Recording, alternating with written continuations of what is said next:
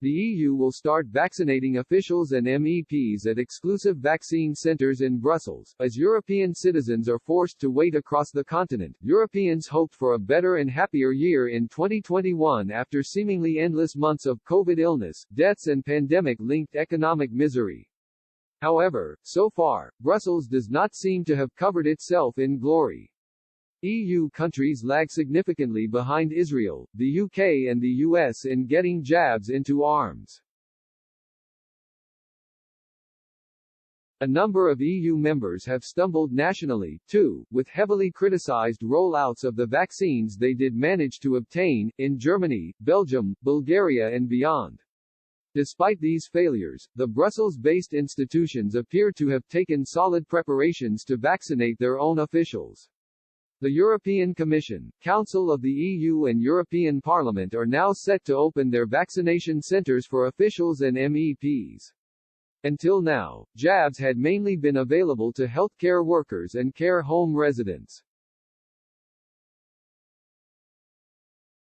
The three main EU institutions have built up their own facilities to administer vaccinations, which will officially count as Belgian vaccination centers, receiving doses from local authorities even if the jabs will be accessible exclusively to those employed by the EU institutions. Officials from other EU bodies, such as the European External Action Service and the European Economic and Social Committee, will also receive shots from the centers. Belgium entered Phase 1B of its vaccination strategy last week, moving from inoculating people in retirement homes and health care workers to the next priority groups. The Commission previously estimated that nearly 10% of its Brussels-based staff, 2,000 out of 21,000 people, qualify in the vulnerable category, but this figure is currently being revised after the latest Belgian rules on who counts as vulnerable. A spokesperson for the Commission said, "The Commission staff will get vaccinated in line with the vaccination campaigns adopted by our respective hosting states."